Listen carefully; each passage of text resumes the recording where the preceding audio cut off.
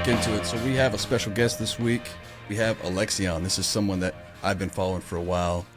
He's one of the best tacticians out there, in my opinion, and everything he creates is gold. So if you're not following him, you need to do that. We'll put the links in the show notes. Big introduction, I know, but you've really helped my game over the last couple of years, and I appreciate it personally. Welcome to the podcast. Cheers, thanks for having me. That is a very kind introduction, I will say. I think that's very flattering, overly flattering, I'll say, to be fair. It's well deserved. Yeah. We have Paul, we have Mets as well, fellas. How you doing? Paul, you're looking cheery, much more cheery than you were last pod when you were raging. Yeah, I'm feeling good. I'm feeling good today. Just one of them days, you know. I haven't played any FIFA today yet. That's it. That's why.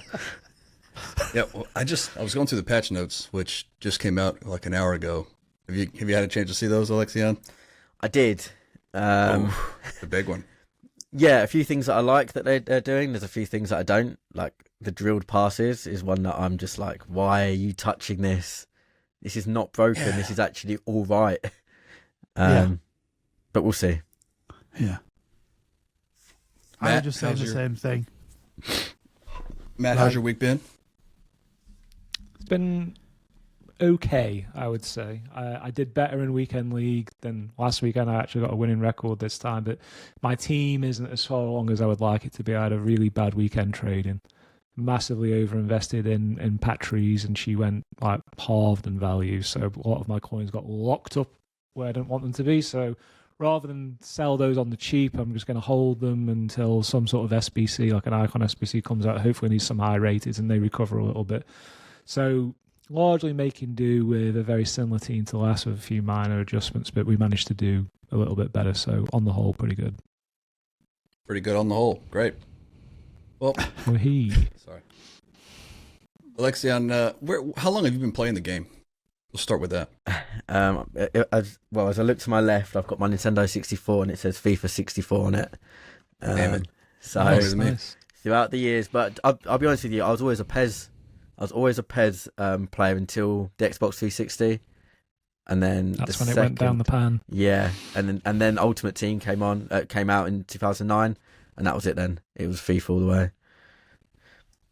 I was much the same. Like, that first generation of PS3, Xbox 360 PES games just killed it, and then Ultimate Team just finished it off. Never recovered since, unfortunately. Have you had a look at it since? What's that? Alexion, have you had a look at the new eFootball? So I actually started making content on PES 2019. I was so done with FIFA, like that game. It was the first time finesses, backstick crosses. I was like, nah, this isn't for me. So I went to PES 2019 and actually started making content on there, and I loved it. And then eFootball came out, and Konami just went suicidal in their own brand. So I came back to FIFA because what Konami were thinking with eFootball, I'll never know. They just basically went to the mobile market, unfortunately, and it just killed the game. Crazy, because you wouldn't think that there'd be that much of a market on mobile. I guess there is, though. That's what Konami is nowadays. They don't really make console games anymore. They're more of a gambling company these days. They make like casino games and slot machines and over in India, catering to the mobile market. And India and Asia is crazy for PES. It is huge over there. So they just absolutely smash it with the mobile games. I've tried PES. I just could never get into it. Too slow, I guess. It felt I think really you heavy. Needed to have been there at the time, Hunter. Probably so. Yeah. Well, what got you into the tactics game, per se? Because I feel like that's your specialty. Yeah, do you know what? It actually came more from PES, because the way that PES did it in 2019, they had their managers, and the way that PES did the tactics there, I really quite liked it. And I started to kind of dive into it just because it was quite unique and in-depth in comparison to FIFA. And then when I came over to FIFA, I was like, actually, there's a lot of things that PES do well that I could bring into FIFA. And I never liked 4-4-2. I never liked 4-2-3-1, 3-5-2. I found that a lot of people seem to be playing those formations, and I've always been kind of like a 4-3-3 variation 5 sort of player. And I thought, you know what, all my mates have abandoned FIFA. I'm literally by myself. Let's start a Twitter and let's see if we can link up with other people that like playing FIFA. That's how it started. And then I started posting a bit of gameplay, a few tactics, and then people just wanted more and more and more. I never kind of like set out to do anything that I'm doing currently. It just kind of, it was out of boredom and loneliness. That sounds really sad, doesn't it? But all my mates have basically been, they were done with FIFA. So I thought, let's just connect with people on Twitter. And then that kind of how it snowballed into what it is now. This was never the intention. And about when was that? You remember? Oh, I want to say FIFA 22, but it might be FIFA 23. So that's probably like during the COVID era where most people were really heavy online, right?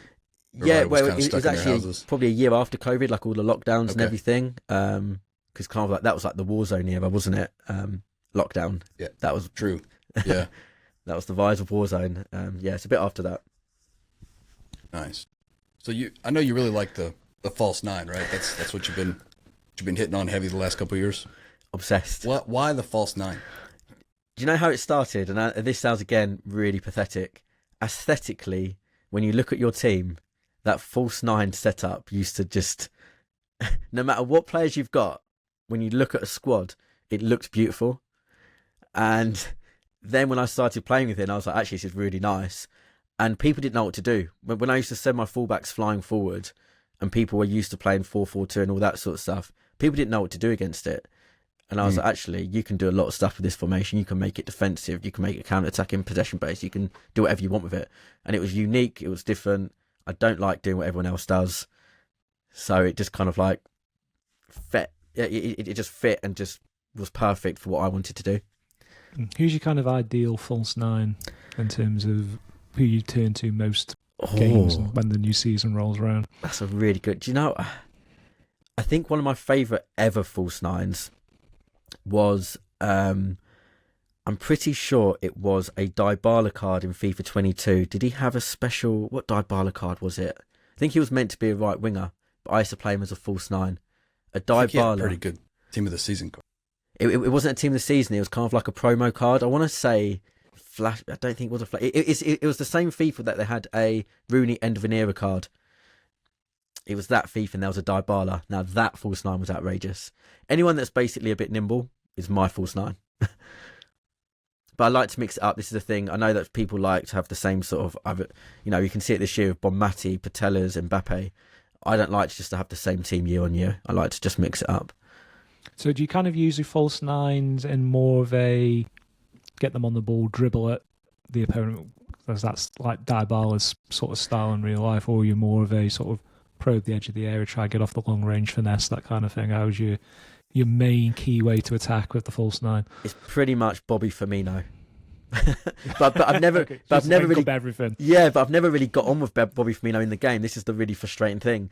But Bobby Firmino, just that link, basically a cam, is how I best describe it. Late arriving in the box, link up with the left wing and right wing, link up with the centre mids, in that space where you can't really get marked, and you've got so many different ways to attack, which is what I like about it. This is where lots of people playing advanced forward this year, they're just looking to get in behind. That's all they're using their striker for. That's not what the false nine's about. Yeah, and when I started playing your false nine last year, it really taught me to, because I'm an American. We play direct. We just go end to end. We want to score 20 to 21. That's how we want it to end, right? But it taught me to slow down, to slow everything down, to look for that pass. And I had never once given thought to try and play in possession. Like, last year you could put possession mode on or whatever. And the way the players would just find a space for you, even if you were under duress, you always had a pass. It's very rarely where it was everybody seemed like they were marked. And then when they were, I just kicked it out of bounds and got on with it. Before, I would try to make something work, and you ended up turning it over in the midfield, and you're done. So that's what I like about it. The movement is just, it flows, and the ball never stops moving. And that is the thing. People think possession of, passing around the back. You can have possession, which means you just have 7 passes to build up attack, not 2. That is still, in a video game where it's so quick, building up with 7 or 8 passes is not holding the ball. It's just intelligent football, and it's fun. And that's actually consistent. Quick in real life. Yeah, right? Seven passes. That's almost unheard of for a goal. I watch the Prem on the weekends. People really and don't like anything where you have to go backwards, even like 1 or 2 passes. It's almost like an unwritten code. It's like bad form to go even slightly backwards, and they'd rather just turn over possession than just to take that extra step to build up the attack. And it's often those passes backwards, even if it's just one or two of them, that opens up the opportunity to play the killer ball in to finish the move. But no, people just rather skill it and end up smashing into a centre back and losing the ball. It's really funny. So I played a game yesterday. This was on stream. This was in Division 1, trying to get to Elite. And he played 4-4-2. And when you looked at the passing heat map, he didn't make a sub. When you looked at, that passing heat map you get at the end of the game in Match Facts, his 6 and 8, which were his left centre mid and right centre mid, did not pass the ball to each other once. Wow. And I sat there just laughing hysterically on stream for about 20 seconds. What is this? These are meant to be the highest kind of like level players in the game. The centre mids did not pass the ball to each other once. It just becomes so predictable then, doesn't it, as well? It's what's coming before it happens. He's not passing to his other centre mid, so you don't even need to mark him. It was just shocking. I feel like the higher up I go in Rivals, the less and less you see people play in actual football. It's more about mechanic abuse and stuff like that. But something that people often ask us, and I like to ask other people just to see what they use, but like cameras, settings, gameplay settings, what do you use for your camera? So I've been, for as long as I can remember, telebroadcast, 20 height, 0 zoom. It's been my go-to. The first thing I do when I get the game is I go to settings and change the camera because that's what I want. This is the first year that I started off at that and I switched it to co-op 15 height, 0 zoom. And that's it now. That's my new one. It just gives that, it's not too distant, which I didn't like about co-op, but it just gives that bit of field of view that I didn't have before, which is massive. And I think against the 5 at the back meta, this has really helped in trying to break it down. Yeah, well, according to the pitch notes, that looks like they stretched that back line out a little bit, so maybe there's some room to make some runs now. We'll see. We'll see. I used to be a telebroadcast person as well, but I went to co-op this year on a recommendation of a friend of mine. But I'm on 16 zoom, 16 height. But what really made it work for me was using the ball tracking speed adjustment. I had it on 0, and I found that I couldn't see it necessarily if the goalkeeper was moving or not in some situations where I was moving up really fast. So I changed that to like 10 and got used to around 12. And it can make you a little dizzy at first because it's so fast.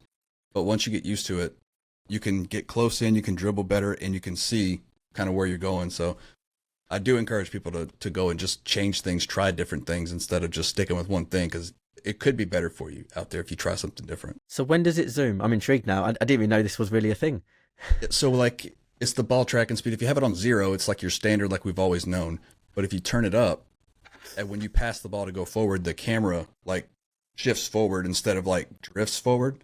So you can see ahead of you much faster than you normally could. So instead of zooming out, you're kind of zooming over, I guess. I need to test this. Dizzy. If you go from 0 to 10, you're gonna hate it at first, but give it a chance. Do it in squad battles, get used to it. You're playing it on PC on an ultra wide monitor though, right? So that's gonna definitely have an effect on things. I'm playing on my 27-inch right now. Okay. All right. Yeah. When I'm on the ultra wide, I don't need it. I can see the whole field, which is fucking amazing. Cool. Okay. Console doesn't have the ability to do that, unfortunately. So one thing I want to pick your brain about is, do you ever watch gameplay from people you follow, or do people send you clips and ask for help and things like that? What are some of the things that you see people making mistakes, like common mistakes that people make? So they're kind of, I wouldn't say grouped, but you can kind of, I always like to play a little bit of a game of where I look at the gameplay and then I try and guess where they're at. Last year that was a bit hard because the rival divisions wasn't reflective of ability. This year it definitely is. And even FUT Champs, it wasn't really reflective of ability either. There were lots of inconsistent players where they were going all over the place. And I mean that like they might have hit 14 once, but never hit 14 again. I saw that was quite a common thing. They're kind of like stuck between 11 and 14, and they might hit it once, but never again. A really common thing is probably my top 3 that I have to try and retrain people's brains. I think the hardest 3, I think to retrain the people's brains, but the most effective. 1, stop sprinting all the bloody time. Guilty. trying to get the not sprinting. If you don't sprint, the game is so much easier. Obviously, you've got to sprint, but you just got to stop pressing that button. Blaming passing in the game when you've made a really bad passing choice and getting people to understand that's a really common issue, especially when you're not facing someone or you can see that the gap between where you're trying to pass it to just isn't on, and then blaming the game for it. Happens all the time. I do it on stream as well, so I'm guilty as well. So it's sprinting, it's passing options, and the most infuriating one is how people receive the ball in all aspects of the pitch. I need like a clip to show this, but when it goes to the striker, it's no thought about that first touch. It's just a turn to goal. So people attacking from right to left, they've already got their analog stick pointing left, so the ball goes to striker, and they're ready to turn left, bang into a centre back. It's that. They're the big three key ones. And actually, if you start turning different directions, if you pass the ball and you turn back to where the ball came from, again, you make your life easier because now you've got options. They're probably the three biggest muscle memory things that people do, that if they start to change, boom, they win more games. False 9 really helps with that as well, though, because it just gives you that extra second of breathing space before you get clattered by the centre-backs as you're dropping deeper. And like you say, people always want to get in behind. The first touches always go forward, and then occasionally you're going to brute force your way through, but most of the time you just turn over possession and you'll wonder what the hell just happened. Why is my striker so bad or whatever? And maybe the speed boost element can help with that a little bit in this game, but in general, you need those pockets of space to be able to make your next choice and where to redistribute the ball. So your systems fall right into that logic really well. Especially with how aggressive people can be when defending and just smash through the back of you. Yeah. You've got to get away from them. Mindless aggression as well, but it just works against a very large percentage of players. Yeah. I feel like when I'm playing badly, I combine two of those things together. Receiving the ball and pressing sprint at the same time and trying to turn into space. And it's one of them where especially if the gameplay is a little bit slow and you're trying to, I just find myself doing it, and I know I'm doing it, and but when I'm playing well, it's taking that extra half a second to take a touch and then moving away. And it was somebody last year had said, why are you trying to take the ball into somewhere where there's no space? Like, always take that first touch into space. And I thought, that's such a fucking simple concept, but why do I not do it? And even now, like, I'm telling myself, I have to tell myself, like, and that be the narrative throughout the weekend league, moving to space. And I think that's what really separates the average players from the good players, isn't it? That first touch, receiving the ball. It's that ability to get proper meaningful attacks. If I know that you're going to turn a certain direction every time, I'm not even going to think about it. I'm going to switch my centre backs and just smash you basically and just win it every time. And that is the thing. And then you can't build up any attacks. It's just constant giving away opportunities. It's really big, but it's a hard thing to retrain your brain, to be honest. It's not I'm not going to do it anymore, I'm fixed. It's more than that. Yeah, do you find that with, again, falling back into sort of false 9 mindset, that with the style of play that you have, and you want your false 9 to be almost more of a cam, so good dribbling, good agility, so quick changes of direction, that pace is far less important if you're adept at playing that way? You don't need like a 90-plus forward to do the damage for you. Just being able to retain the ball, move it around quickly is more important. One of the first stats is agility and balance. If they're low 80s, high 70s, I know it's going to be rough. Darwin Núñez this year, rough. Really, really rough. But I needed to Evo him. That's rough. Whereas someone like a Harvey Elliott that I've used there quite a bit this year, amazing. That's an interesting choice. Because my God, his dribbling is good. And that's what it's about. Okay. Yeah, and we're staying on the false 9 thing. I had bought Sophia Smith because she's a great striker. I mean, she's so good. And a lot of people like her because of her pace. She has all the other abilities as well. She's 5-star weak foot. But I'm playing her in a false nine role because she has false nine plus plus. And I'm not playing the false nine, but I'm playing her as a false nine in the 4-3-3-2. And it's more of like the quickness that I feel like I need at that false nine. So instead of like outright pace, as long as they've got good acceleration, decent balance, I can live with that. Even if it's 75 acceleration, but if you've got 90 balance, 90 agility, we can work with that. I feel like pace isn't king anymore. Maybe at least on my level, it's not. Well, with a false nine, all you've got to do is effectively drag one player out of position. And you don't need to burst in behind because you've got other people doing that. You've got a left winger, you've got a right winger, you've got a centre mid that's like bombing beyond. So they don't need to be the one that sprints behind. This is why pace with a winger is really important. But like I said, I've been using Jota left wing for most of the year. Well, I say year, most of FC25 so far. He does all right, but he does get caught sometimes. Of course he does, because every centre back seems to have 90. Van der Ven, don't get me started. And every single person seems to have him as well. So it's just kind of like, well, here we go again. It is frustrating though. You see people holding high lines. They're playing like 95 depth. And you send the perfect through pass. You should be beating them because they're being so irresponsible. Yet the game allows them to play that way. And it's very, very frustrating that somebody with 65 pace can run down Sophia Smith on a perfectly timed through ball. But I almost feel like it's necessary though at some point. You've got to have that rubber banding in place, otherwise, the quickest strikers would just like demolish everybody, and the game doesn't do a good enough job, in my opinion, generally, of making players with devastating pace as expensive as they should be, so everyone has access to them. So they have to sort of narrow the playing field a little bit, and that rubber banding can be very frustrating. But I've got a quick question for you, Lexian. Five back. It's the bane of everyone's life right now, perhaps more in this version than any in recent memory.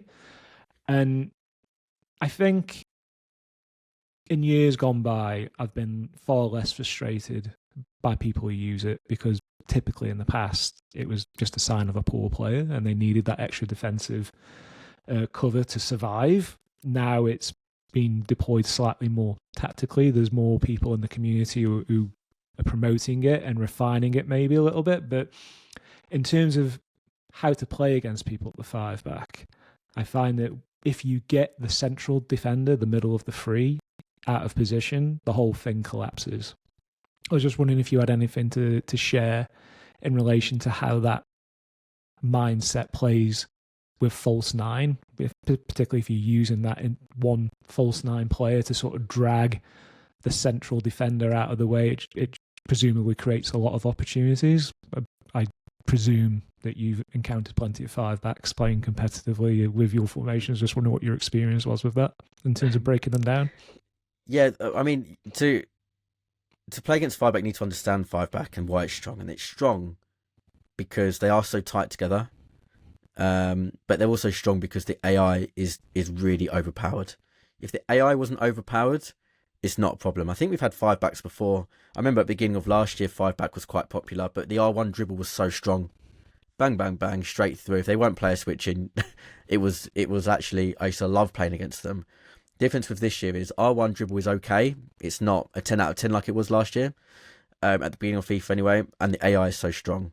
Now, the only real way that I've found to be consistent is you've got to wind up the opponent a little bit.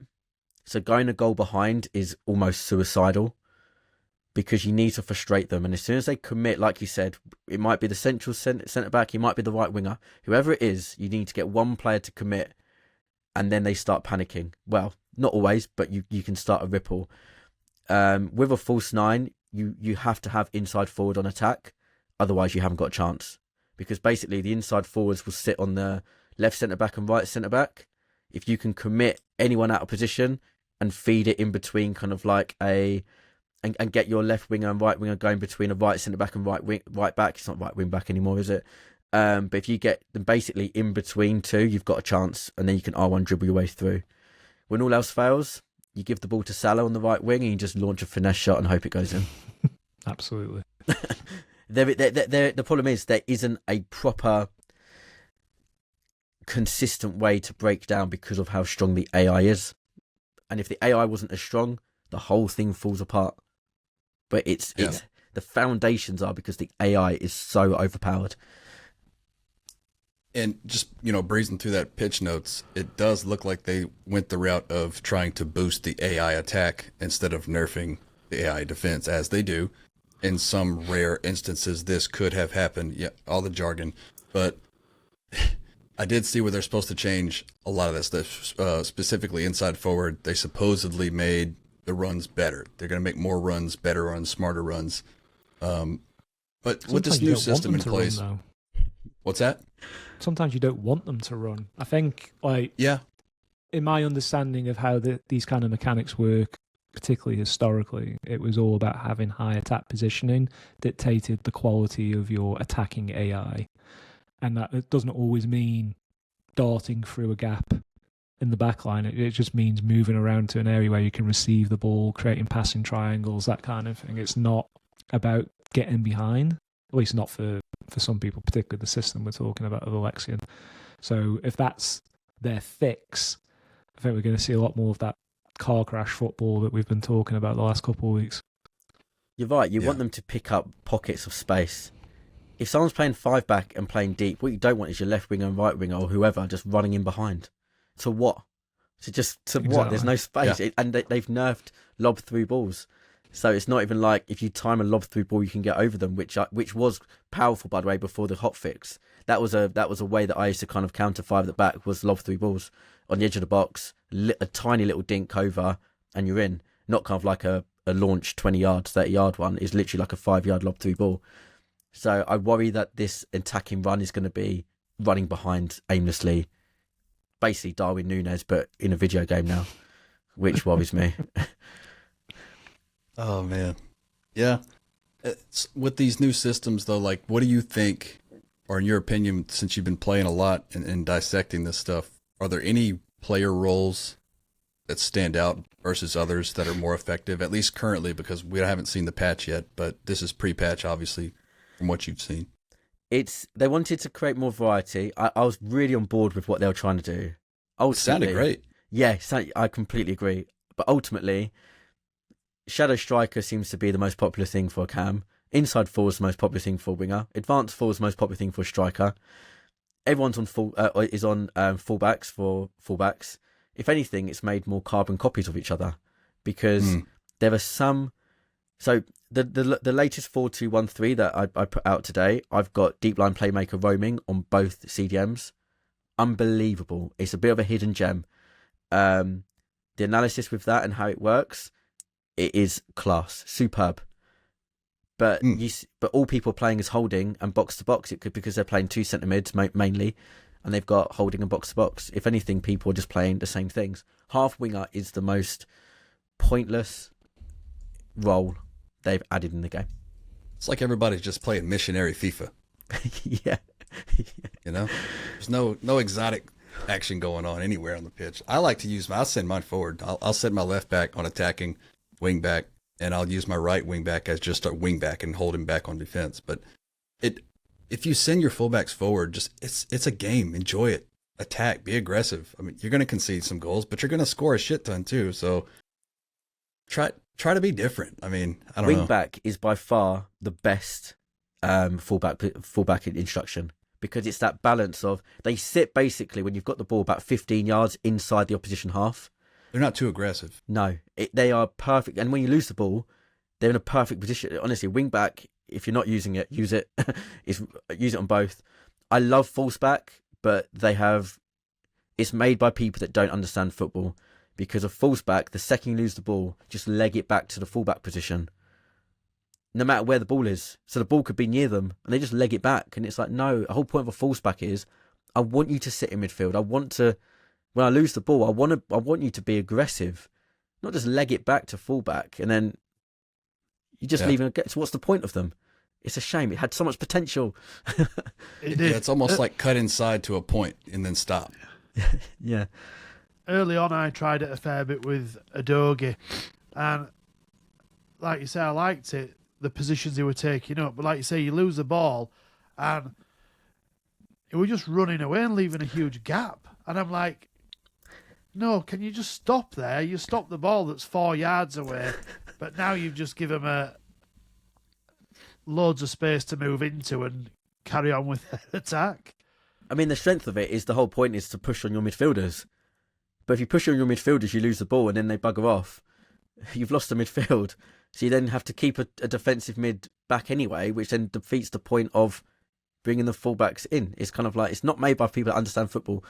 It's a fad that they've brought in, and I was excited by it.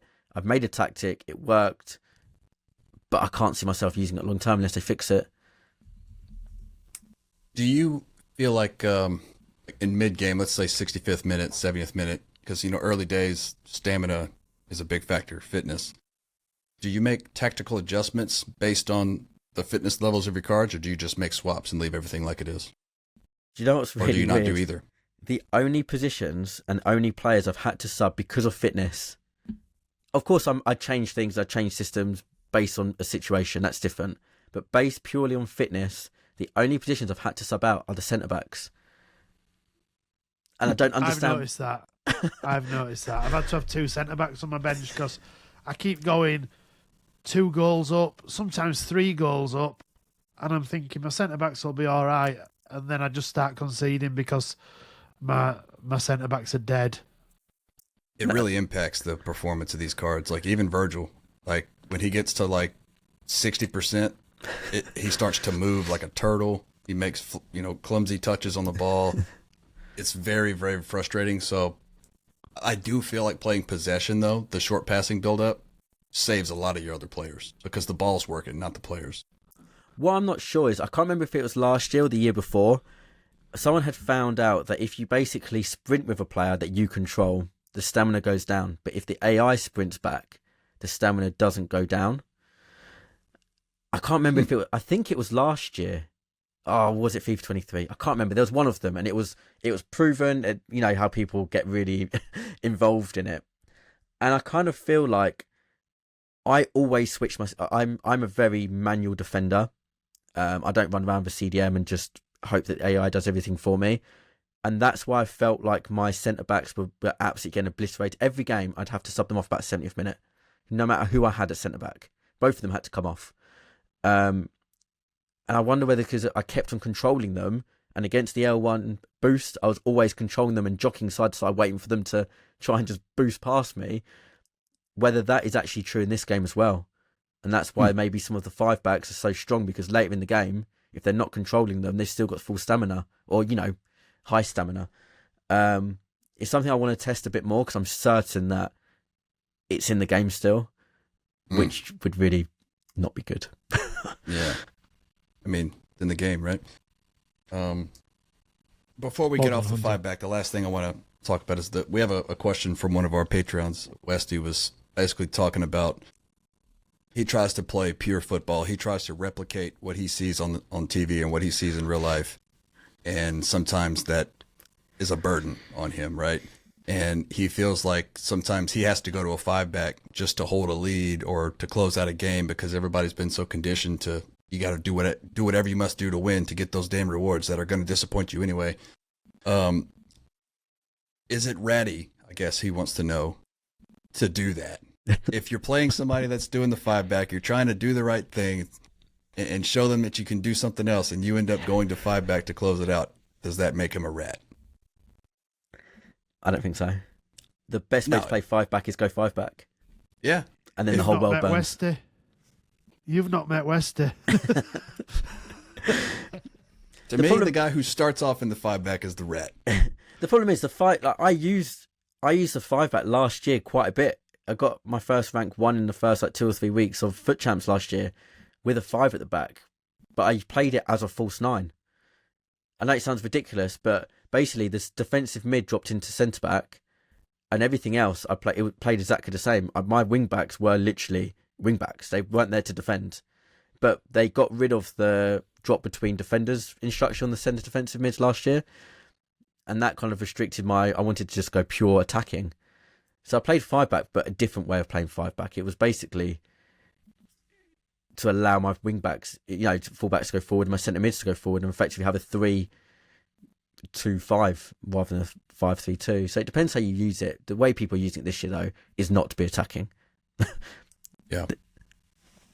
Anything else you guys want to add on that before? Because I don't want to hear about 5-back again. One very quick thing. Don't want to dwell on the subject too much, but I was just wondering about what your thoughts, Alexion, are on the type of cards that are being put into SBCs. And this isn't necessarily for 5-back, but it could apply. But let's say the Marcus Thuram SBC. I think so many people did it. It's quite an effective card despite its shortcomings with 3-star, that kind of thing. How much do you think like these kind of like easy ABC type players that go into SBCs affect the overall quality of the game, because EA are basically trying to make it as easy as possible for people who aren't that good? Like, you're not getting Dybala types who could be a useful false nine, an example, that require a bit of skill or footballing knowledge. It's just, let's just run really quickly and smash through people, and people will have their fun that way. I was wondering if you had any thoughts on that one, especially at this stage of the game. I think they've been clever with SBCs this year, in the sense of they're making them all link to each other, which is making people do one, then they do two, then they've got no fodder, then they go to a store pack to get fodder. I mean, how many people wanted to complete Swanson and Morgan? They're both expensive. They're both expensive. How do people complete it when there's no way to grind? Packs, really, there's no, apart from rewards from Rivals and Foot Champs at the moment, unless you're a trader or bronze pack method. But unless you're doing those things, you're going to store packs. So I think their thinking is pure meta players, as opposed to kind of like cards that are a bit unique. But they're doing the meta because, how many Turams have you played in midfield this last week? Yeah, pretty much every team. Every game. Bloody game. Especially in Rush. It's so annoying. Everyone's got the double Thuram. Yeah. So they're doing it because they're just highly meta. They know people are going to complete them. They're going to put the fodder in, release another meta player, and the community just lap it up. Yeah. We are our own worst enemy, man. Yeah. They made it really easy for the Thuram striker card. Before they nerfed the little lobbed through ball, I was seeing that so much and getting absolutely murdered because he's so big and heavy. They just get a little lobbed through ball to him and he always came out with the ball. It just won it every time. And like you say, they're just making it simple for people. Like, he's not the best, he wasn't the best dribbler, but he didn't need to be because he just bundled his way through. And but they would never release that card with like an Edin Dzeko. They could have the same stats, same everything, but they wouldn't release it because how are you going to link in Edin Dzeko? Yeah. And they were very clever at the pricing as well. Everybody could afford that card. Thuram, like, everybody could just about, the centre mid, everybody could just about afford it. And now with Swanson and Morgan, it's like, right, if you want these, who are like really meta, you're going to have to pay for it. Or you've got Elite the last 2 weeks and won 15 games of Foot Champs, but we want all your fodder for these. Yeah, they're definitely catering to the general public. I mean, they're not that the meta players of that level are such a small percentage. They're definitely playing to the people like me who they know are diehard American fans are going to go out and do every single one of them. Even if they don't need it, they're still going to do it because I might need it later. Yeah, the phone. Or you can Evo it. But again, sorry, go ahead. Or a Sterling, we know Playstyle Plus, who they know people are going to do that SBC because he's English and he's Premier League and it's Raheem Sterling. So there are enough people who will do that. They've just done a little bit for everybody, I think, but no, nothing real different. They've all been pure meta, and like you said, Matt, it's to reduce that skill gap again. Yeah, you got to let people get a little bit of what they want, but I just think it creates a bad precedence in terms of dictating like play styles or gameplay experience early on. You just see too many people play the same way, but that's where your tactics come in and hopefully teach us the right way. One thing I wanted to ask about roles and positions. So in particular, Lamine Yamal, I have the inform. He's at right wing. Sometimes I'll go to a 4-2-2 or a 4-2-3-1 with the three cams. And Lamine Yamal occupies the same general area as a right cam that he does playing right wing. Yet, when he's out of position at right cam, he makes runs perpendicular to the pitch to the sideline in the middle of an attack. Have they gone overboard with the amount of impact out of position cards have, in your opinion? See, I haven't tried to play out of position, so I haven't done that like a right winger that can't play cam but play them cam. I think what you just explained would send me over the edge. It has more than once. You know, you're in the middle of attack, it's tied, it's late in the game, you're on a perfect, you see him making that run, and all of a sudden he just it's. I kind of felt like the balance they had last year and the year before, where you start in a 4-3-3, whatever, you've got your players, but actually, do you know what? If you want to go into a 4-4-2, and that means a striker goes left mid or a winger goes up front and they haven't got the position, why not? This is meant to be ultimate team. It's not meant to be ultra restrictive. Well, that's what it's becoming. Yeah. So I get that they've got, and I love the fact they got rid of positions and they got rid of, actually, they can play right wing and cam and striker and whatever, and that's where you can start them. But getting rid of being able to then formation change and tactic change, that is ludicrous. And I didn't realise that was in the game. I thought it was the same as normal until people started saying, why are my formations not working in game? And I was like, what are you on about? And then they sent me and I was like, oh, it's dynamic. Damn. Yeah. That's calculated by EA. They're not silly. That caught a lot of people out. Yeah. Nobody was expecting that. Yeah, well, it's brilliant, really. If you want to change your team, change your tactics and your formation, you need to go buy some new players often. Oof. So, you either go to the store or you go to the market, you're losing your tax, you're losing coins on players. It's genius, but for somebody like me who just wants to plug and play, grab a formation that works that I enjoy using, try a couple throughout the week, find one that I like and play the weekend league. It's tough because you're having you find yourself just sticking with one thing because you don't want to lose, I don't know, 100k a week trying 8 different cards in 2 or 3 different tactics. What it's got rid of is the YOLO, I'm going to go 3-4-2-1, last 5 minutes, 10 minutes of the game. You can't do that anymore. You can't just go, do you know what, it's just throw the kitchen sink at it. But what happens in real football? You see centre-backs go up and play up front. you see them lob the ball to us. Harry Maguire plays up front for United sometimes in cup games. Last 5 minutes trying to get a goal. It happens, but you can't do that on this game. Not that I recommend putting your centre back up front, but you can't just go, do you know what? I'm just going to completely, because you can't. You're at a hindrance when actually it's nonsense. It happens in real life football. You send players in different positions. Yeah, it's frustrating. Yeah. Moving on to something a little bit different. We touched on defending. What is something that you, sort of a similar question from earlier, but when you see gameplay and you're trying to break somebody's gameplay down and help them get better, what are some of the things people do defensively that hurt themselves? So I always start with most people I play with. That's wrong. Coach with. We start on the defensive side.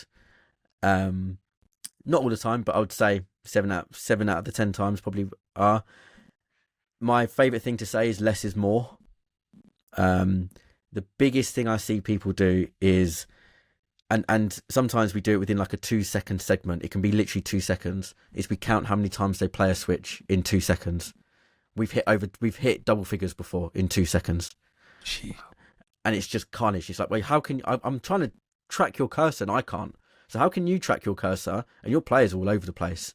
It's the panic. It's the not being in control. So the first thing that we do for a lot of people is we say focus on one player and really think about when we're switching.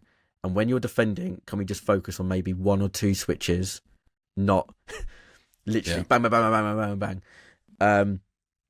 It's knowing when to press, when not to press, when to be aggressive, when not to be aggressive. It's all kind of situational, but it's all about practice as well. But the first thing that I see a big mistake is people aren't in control and they're just trying to be really reactive. And what they're doing is just basically stabbing themselves because they're just all over the place. So less is more when you defend. That doesn't mean I'm not advocating, because I don't do it myself, running around with a CDM and not touching anyone else. That's not what I'm saying. But if you're controlling a left back and the ball's on the right hand side still, you can still control the left back and just block a bit of a space until you've got a better person to switch to effectively. It's hard to explain without a clip, but less is more. Just don't play a switch like a madman. You don't need to. Yeah. I suppose with the AI being so good, you're causing yourself more problems, aren't you, by moving more of those players about than just moving one or two players. It's also the speed. I'm guilty of just dragging people when I get in a bit of a panic, and before I know it, I've moved both my centre backs when they didn't need to go anywhere. But it's also the speed that people play a switch. It's mad. They play a switch so quickly, and it's like, whoa. It's like the ball's on the edge of your box. Why are you literally pressing L1 continuously and your players are just kind of like just spinning? Yeah. Bang, goal. I got away from using L1. I just strictly try to use the right stick because you're more of it. You have more control over who you're going to get. Sometimes you'll grab the wrong player, but 9 times out of 10, you're going to get it right, which is, you can't say the same for LB switching or L1 switching. And you can't right stick switch until you get slow with L1, until you're a bit more controlled and targeted, and then you can go to right stick. You can't go from a spammer with L1 to right stick. That transition is going to be so hard. You've got to do it in stages. Do you play with, what kind of player switching do you use? Do you use the one that's like air balls and loose balls only, or manual, or? I can't remember what the exact wording is. I do it at the beginning. I basically just, I'm a real creature of habit. I find a setting that works for me, and I just go hard on it. It's the one that's player relative, ball relative. I'm pretty sure the wording is. What I used to. And I always put it down to 3 because it worked last year as 3. It's the only setting I could get to actually kind of went where I wanted it to go. But players, you're talking about the sensitivity. Better. Yeah, sensitivity. Yeah, Gotcha. But it seems to be better this year. To be fair, it can be better though. Still. What about that other setting that's in there that it seems to be a split community decision on if it's good or bad? Most people have it turned off from what I've seen on social, but it's the delay. What is it called? You know what I'm talking about? There's like a delayed switch for LB button switching. Oh, I think I know what you're talking about. You know, it's at the bottom. It's new this year. It's supposed to take into account the time from when you push the button to make the choice to switch a player and when it actually switches. I don't know what it is. I have it turned off. I haven't tried it on. I didn't think it was something that needed. It wasn't an issue before, so I didn't think. I don't want to create a problem. If you right stick switch, it shouldn't even impact you anyway. So. Yeah. But yeah, like defending with those people who like to do the quick twitch movements, move left and right, try to get you to make a mistake, and they like to try to do a bunch of skills. Just stand in front of them. Literally, just stand in one spot. Let them run into you, because half the time they will. And then they'll have to figure out, oh, what else am I going to do? He's not going to just lunge at me and reach, you know? So it is true what you say, less is more, but it's easier to talk about it now while we're sitting here than when you're 13-0 in weekend league and it's the 90th minute and you got a 1-goal lead and it's like, oh, no, I got to make that tackle. Yeah, you can see the pain. Yeah. The sound is still raw, that. Yeah. Well, you know, it hurts. It sticks with you. We remember the ones that we lose, not the ones that we win. True. Last thing I think I wanted to ask you about was the rebounds. Do we think that there's way too many rebounds in the game right now? Because I think there is. I think it's less than the first week and a half. But yeah, it's something that people are actively playing for. Let's just crack a shot off and just cause chaos and hopefully get a tap in. And yeah, that's not encouraging good gameplay. You know, that's just really basic ratty stuff. But not to steal, you know, the focus of the question, my biggest bane this weekend was near post cheese. Like everyone's gotten into the culture of let's just go near post because they're going to move the keeper the other way. And now you can go near post whether they move the keeper or not. They just fly in most of the time. And I think it's a really big problem. Like, there should always be a place where if your keeper is there, they can't score in that area. They have to go the opposite side. And that's the case. At least that hasn't been in my experience. I don't know about you guys, but conceded far too many goals. So they're not moving the keeper, but the near post is just wide open. Like they can just slam them in. And just because you green time it, I don't think that should just allow that goal to happen. But that's just my opinion. Have you conceded any goals recently to someone else moving your keeper? Moving Mikey? I don't think so, but maybe. Who knows? I You don't know, think the that's glitch I'm case in talking this about, right? instance. I do, yeah. Yes. They supposedly patched it in this upcoming patch. Well, the but first that, time I saw someone like walk through, the distance for a free kick they shouldn't be able to get to and just steal the ball off, it was like, what the hell is going on? yeah, What I mean, it was what a happening thing in Rush a lot. to They allow. would move the keeper behind the pin and then just swing it in with an in-swinger and then just, it's it. Like, what are you going to do? Oh, man. Yeah, I might have done it a few times. Yeah, but have you guys like experienced this near post stuff that I'm talking about, or am I just like Yeah. losing my mind? No. I've seen it. I think it works better with precision shooting, the near post shots, because I've scored one or two myself where I've gone sort of fair bit of power near post, so it's flying sort of above the keeper into the top corner. But I think I was scoring them last year. I'm not seeing loads, but since you mentioned it the other day, Matt, in our group chat, I thought, we'll give this a try, and I have been scoring quite a few. Yeah, I mean, don't get me wrong, it works both ways. This can be as much a gameplay tip as it is a complaint, but I just don't think it should be there. Like, if you have your keeper guarding the near post and someone's able to crack one in at the near post, that should be like someone who can shoot Adriano Pez 6 styles of power. Like, but this is not what's happening. It's just too easy. And first thing I looked for when I read the patch notes today was that, and it's not there. I'm like, good God, it's going to be weeks before they get rid of this now. It was really disappointing. I It think looks like they tried to address the Trivellas, though, because the near post Trivella was a little OP. I've been giving up a bunch of those. I can't seem to master it, but they'll go to the byline and hit that Trivella, and it just makes an unusually weird curve into the backside of the goal, and it's very frustrating.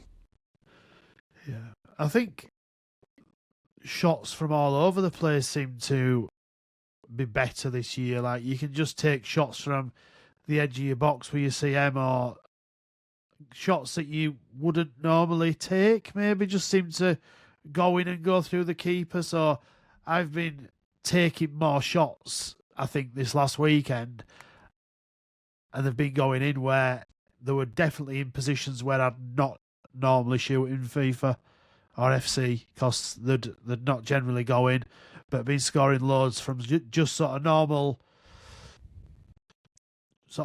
shots from the edge of the box or just inside the box, sort of any angle really, and they've been flying in. So I would encourage people just to shoot a little bit more. Yeah, I think is that something you guys have noticed, that you're scoring different goals to last year? You're right with the edge of the box. Like, say you're running from the right wing in, and you've got a left footer like a Salah, or on the opposite side you've got a right foot on the left wing. If you go in and then you're kind of like not centre of the goal, but you've come from the right into left, for example, and you're kind of like in between that space between the post and the centre of the goal, and then you kick that near post.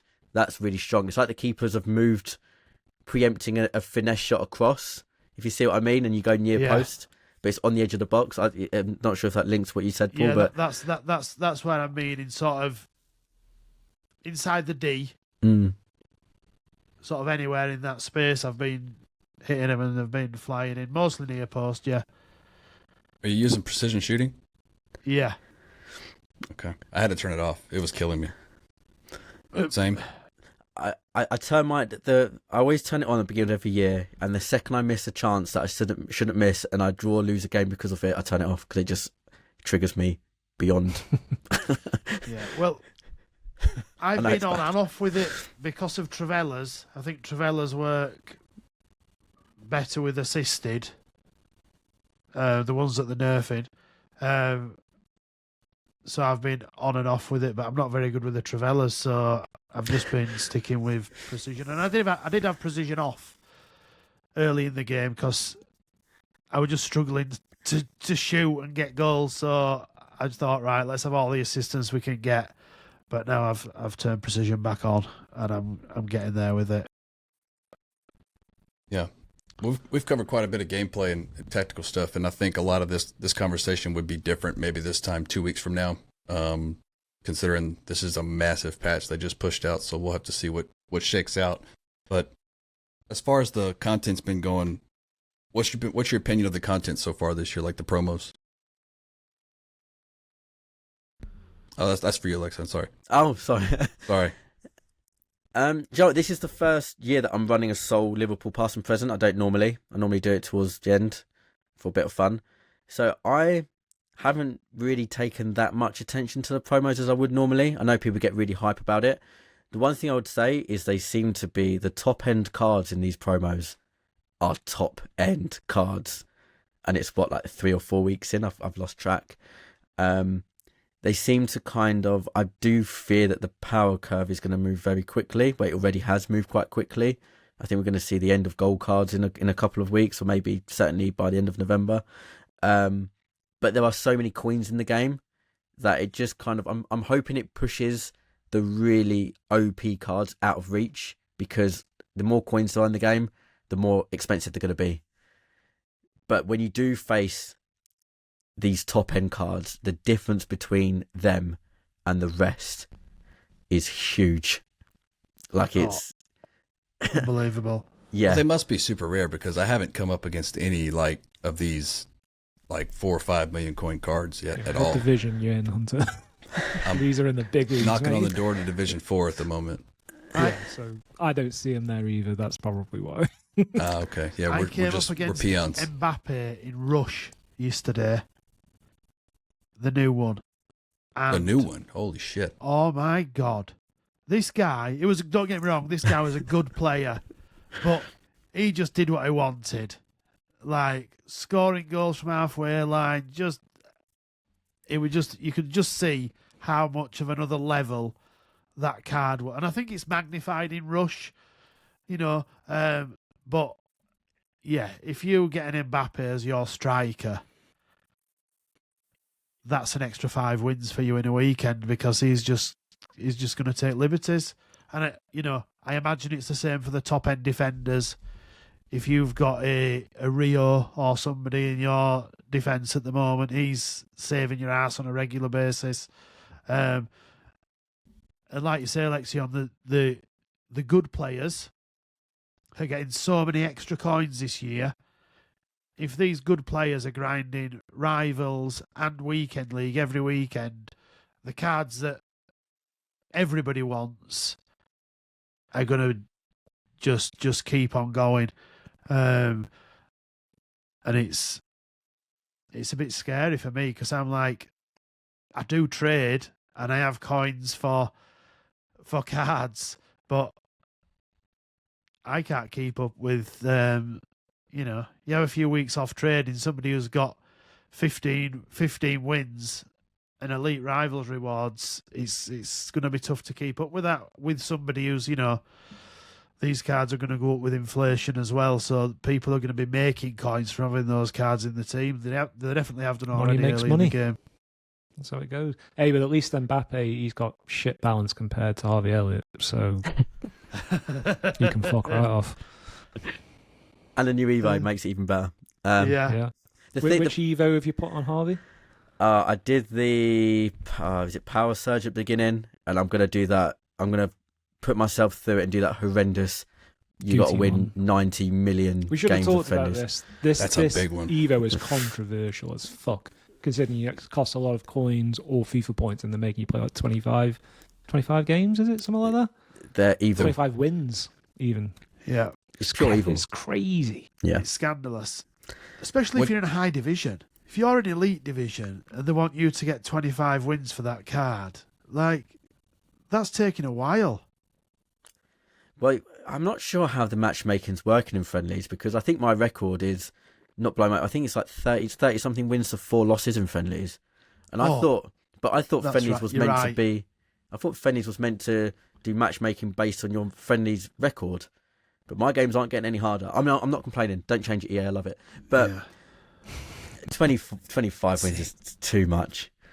I couldn't have had a This more is different when you have to experience pay with for friendlies, it. though. I feel like friendlies have gotten sweatier, but I'm probably just shit, I guess. I haven't What, do played you, a what friendly about you, yet Matt? this year. No friendlies to me yet, so I can't comment. Yeah, Oh. I've not played a friendly yet either. Play Okay, friendlies probably. during weekend league, and trust me, Mm, all the sweats are playing weekend league. that's my Yeah. issue. Yeah, that's what Yeah. that's my problem. I got to stop doing it during the week. Yeah, I'm gonna try that. But that evolution, it's all friendlies to beauty. games? All friendlies. Yeah. It's savage. The amount of people that I still see in friendlies that when they score a kickoff goal at the beginning of the game and pause for me to quit and then message me telling me it's golden goal infuriates me. If You you don't get pause for me, coins playing you were friendlies, playing do the you? whole game. You don't What's get that? coins for playing friendlies, do you? You get your match coins. I think if you finish Yeah. the game, you do. All right, okay. Yeah. I was just Yeah. going to come up with a market controlling, economy destroying theory then, but if you get coins in friendlies, it doesn't matter. Yeah.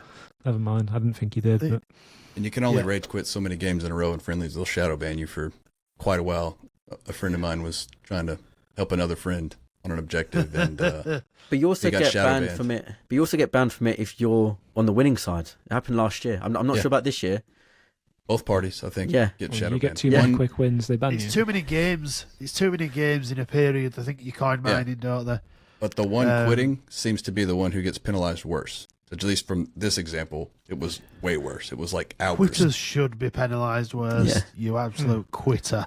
Well, I don't know. I quite like someone that quits, speeds everything up. Yeah, I do actually, but they should Very still quick question penalise them before as we well. before we start wrapping up, if I may, Lexion. What was your take on the whole like number of wins needed in rivals controversy that kicked off this year? Because for me, I think people were slightly misdirected on this. I don't want to like influence your answer to this, but this is just because I missed the pod that we did about it. I didn't get to state my opinion on it. It was more a case of the number of wins rather than the number of games you needed to play. Or no, let me rephrase that. It's because of the quality of opposition people are being forced into because of the way that they've divvied up the rivals banding at the start of the game. Like all us who bought Ultimate Edition were all paired up with killers, which made that process much more difficult. If we'd all started at the bottom and worked our way up, 15 wins would have been more attainable, would have happened more quickly, less people would have got upset about it. That's my take. It wasn't the 15 wins that was the issue, it's the way that they've banded people into competitive bands, the way that they've sorted those out that's caused the issue. I was just wondering what you thought on that. I don't want to be too long-winded and bore people, but I need to go forward. I feel like Rivals has been a dead game mode for quite a few years and it's been a false game mode. People have been in Elite Division who aren't in the top percentage of players. Division 1, when they're not Division 1 players. Basically, everyone had... So I'm gonna offend a lot of people now, but this is my opinion. A lot of people last year had a false sense of their ability in the game. Purely because of the relegation system, the checkpoints, the save points, and the fact that no one cared about it because rewards were rubbish. You only needed 7 wins, and people could do that in about half an hour, and they never touched it. So the fact is, there are people in Elite Division that couldn't get 9 wins. I've coached them, okay, but they're like, but I'm in Elite, so why can't I get 9 wins in champs? You're in Elite. How many games have you played? Oh look, you've played literally almost 2,000 games. That's why you're in Elite, purely for game. What I like about this year, it was savage getting to Elite this year. It was one of the most brutal things I've ever had to do. But not having checkpoints in Division 2 and Division 1 was the greatest thing they've done. And they should remove checkpoints from every division. That's controversial, but... Ooh. Or at least have checkpoints at the halfway point. They shouldn't have 2 or 3 checkpoints. They should have relegations in every single division, not just in Division 1 and 2. Agree. Mm-hmm. And what 15 games has meant is that no one's going to want to... For everyone to get 15 games, they're going to have to play a lot. They're going to have to play hard in every game that they play. For someone like me that likes competitive gaming, great. For casual, not so great. So I think it depends where you sit and how much time you've got to spend. If you've got an hour of day to play this game, 15 wins is a killer. But if you're playing an hour a day, is this game then for you in the sense of trying to get the best rewards? No. So actually, the best rewards should go for people that play 3-4 hours a day. No, I'm not saying I 3-4 agree. hours a day is normal, but you've got to give something to the people that are playing the game more than someone that's playing as a casual. So I'm going Absolutely. long-winded, but there's a point to it. So effectively, 15 wins is right because it gives now people are going to be in the division that people should be getting hard stuck. If people are hard stuck in Division 3, good. That's where your level is. And there's nothing wrong with that. You're going to have to do something different to get out of it. If you're hard stuck in Division 5, good. That's where you are at. And same for whatever division you're in. People have got to get out of Division 6 as a bad division. Yeah, a couple of years ago, maybe if you were hard stuck in Division 6 last year, you've got to work on a few things, quite a few things. But if you're in Division 6 this year, that's like being in Division 2 last year. It really is that big of a shift. So it's good for the hardcore gamers. What they should have done and what they didn't do is I think they should have had more stages. So if you get to 35 points, there should be some awards, 25 points, some awards, 15 points, some awards. If they did that, and then the hardcore want to get to 45 and get great rewards, done. Hardcore players, reward them. Not hardcore players, there's still something tangible. Sorry, it's a long-winded answer, but I think I've covered That's great. every Yeah. opinion on what I think about the 45 points. It's 100% true. Like, I really think that we all know why they went to this system is because people would self-relegate. And now that they've made rewards worthy, they could probably go back to that old model and let people relegate because they don't want to go through that sweat again to get those rewards. So they're going to stay where they're at. But they There's one really thing have that I would created say about Alexion's answer. I agree with almost everything you just said. One area, and it's more of a caveat than a disagreement, is that there are some people who, let's say, managed to get to a high division by the end of last year's game, but they probably shouldn't be there based off their performance over the whole course of the game because their team was up to scratch and then they've gotten slightly better and eventually they got to the peak of their ability. So they're in Div 3, Div 2, Div 1, whatever. They've been inserted into a high division right away and maybe they're not good enough, as you say, and that's the level that they should be at. So getting out of that division's hard. That's fine. I totally agree with that bit. The bit that concerns me is people who can't put meta teams together quickly because they don't trade or they don't want to spend. Having a good team is still part of the battle, right? That's going to get you a certain amount of performance on top of your good gameplay.